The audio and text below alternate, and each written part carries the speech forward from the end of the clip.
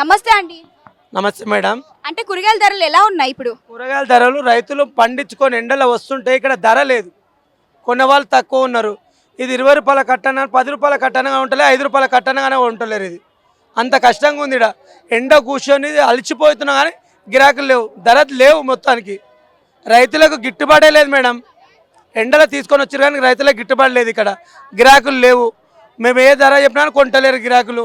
మేము 10 రూపాయలకు కొత్తిమీర కట్ట తెచ్చినా 5 రూపాయలకి ఇస్తారు, 2 రూపాయలకి ఇచ్చేటోళ్ళు గిట్ట కొంటలేరు. ఇద్దామని కొంటలేరు రైతులు. ఎందుకంటారు? ఎందుకంటారు అంటే గిరాకులు లేవు. ఇక్కడ గిరాకులు లేదు, వస్తలేరు పబ్లిక్. ఆ మాల కొత్తిమీర ఇత్తలు చల్లితే ఎండకు మొత్తం అవి మొలుస్తలేవు. ఈడనా ధరనా లేదు అమ్మనికి. రైతులు అన్యాయం అయిపోతున్నారు మేడం.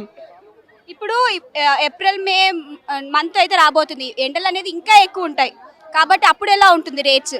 అప్పుడు ఇంకా గిరాకు ఉంటే బాగుంటుంది మేడం. మాల్ వెళ్ళాలి మేడం. మనకు ఇప్పుడు ఈ ఎండాకాలము మనం ఇత్తులు చల్లితే చేనులకి ఏం చెల్లదు, తొందర ఎండకు చనిపోతుంది అంతా. కొత్తిమీర కానీ ధనియాలు కానీ మనం చల్లితే చనిపోతుంది ఎండకు. మనం తీసుకొచ్చిన దానికి గిట్టుబాటు లేదు ఇక్కడ రేటు. రైతు బజార్లో చాలా ధరలు తక్కువ ఉన్నది, గిట్టుబాటు లేదు మనకు. మీరు ఏం కోరుకుంటున్నారు? మాకు గిట్టుబాటు కావాలి. మాకు గిట్టుబాటు అయితేనే మేము ఏమన్నా బతుకుతాం రైతులు. అంటే కూరగాయల ధరలు ఎలా ఉన్నాయి? అన్నీ తక్కువనే ఉన్నాయి, రేట్లు తక్కువనే ఉన్నాయి.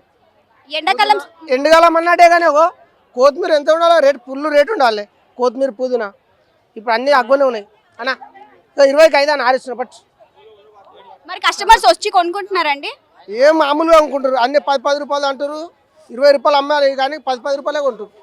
వచ్చే సమ్మర్ సీజన్ లో ఎలా ఉండబోతుంది రేట్స్? అప్పుడు రేటు ఎక్కువ ఉండే. అంటే ఇప్పుడు ఎంత అమ్ముతున్నారో అప్పుడు ఎంత ఉంటుంది? అప్పుడు 20కి 3 ఉండే, ఇప్పుడు 20కి 5, 6, ఇప్పుడు 10కి 5 ఆరిస్తున్నాం. వచ్చే సమ్మర్ సీజన్ లో ఎలా ఉండబోతుంది?